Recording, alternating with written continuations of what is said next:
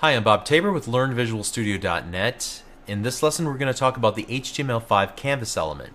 The Canvas element allows developers to create bitmap images using JavaScript inside the browser. The Canvas element is just that, a white, empty canvas that you'll apply your artistic skill to.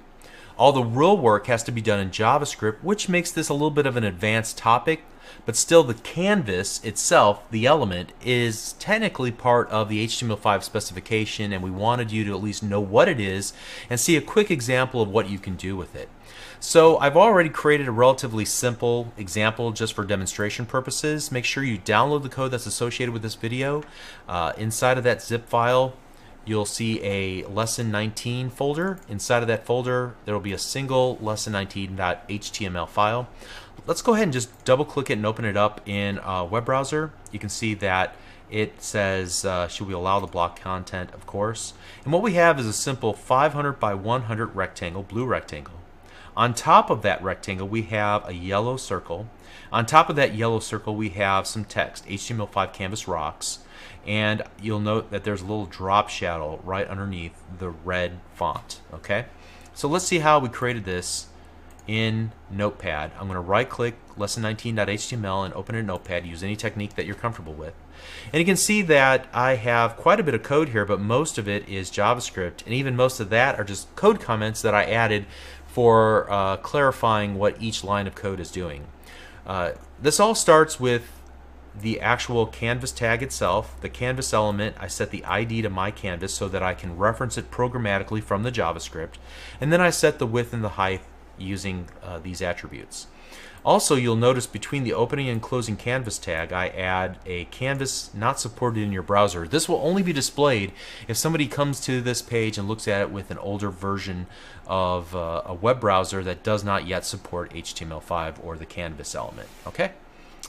So let's go ahead and scroll up to the top, or to the body. You can see that I've added an attribute called onload, which will execute a JavaScript function that I created called onload with a capital L, just for clarity's sake. And the purpose of this onload function is to actually do the drawing on the canvas. And we define that here in the very top in the head section, where we have a script type equals text JavaScript and a close script tag, and in between that I've created a single function in JavaScript called onload.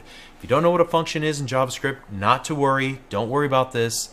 There are actually probably better ways to do this. I just wanted to keep it as simple as possible for now. Again, I'd refer you to the JavaScript Fundamentals series, also on Channel 9. Alright, but I want to show you the basic thought process of working with the canvas in JavaScript. The first order of business is to programmatically access the canvas element, and I do that with a document.getByElementID, and using the ID of the canvas itself, like I've defined right here. Okay.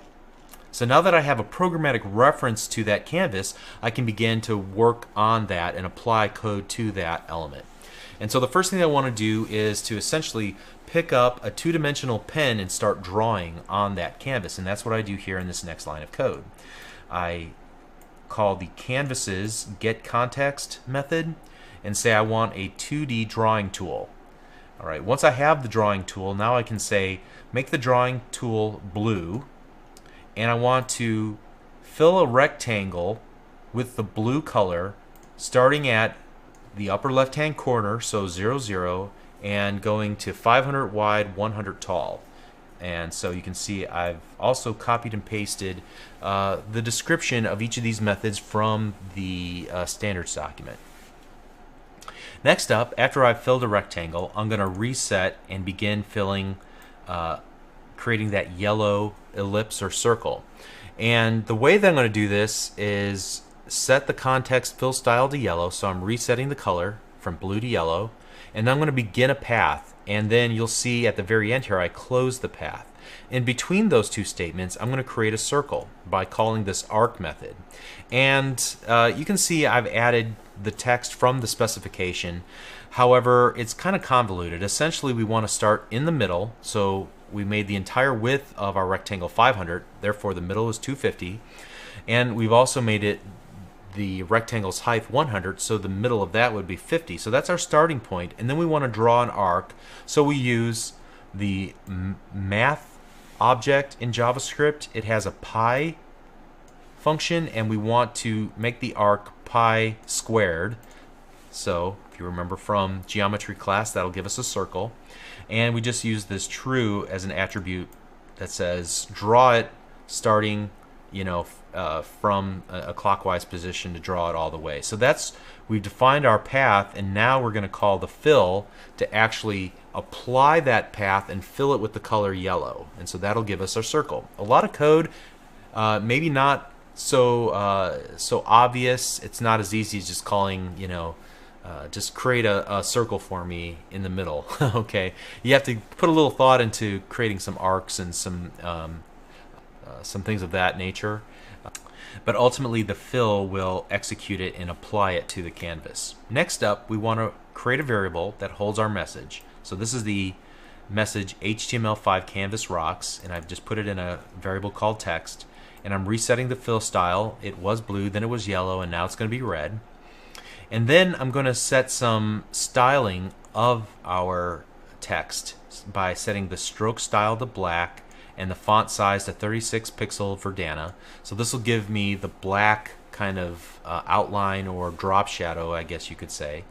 So the first thing that we're going to do is stroke the text using the message, and then also the X and Y position. And then we're going to call the fill text, which will fill the style with red. Okay?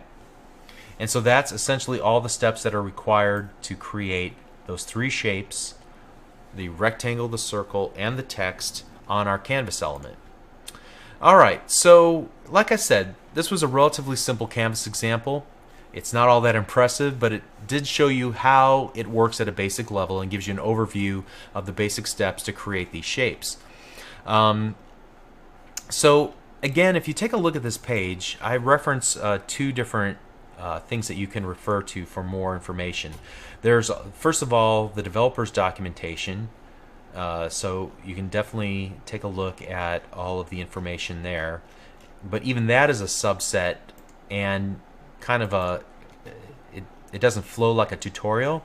One of the best tutorials that I've found is this 5-part tutorial by Andrew Duthie. He's a Microsoft evangelist, and you definitely want to spend some time after you've studied the JavaScript series to come back and then look at this HTML5 Canvas introduction. Again, it's 5 parts, and he draws a Pac-Man and makes it animate on screen. It's kind of cool. Okay, so that's all I have to say about the canvas for now. Let's continue on. We'll see you in the next lesson. Thank you.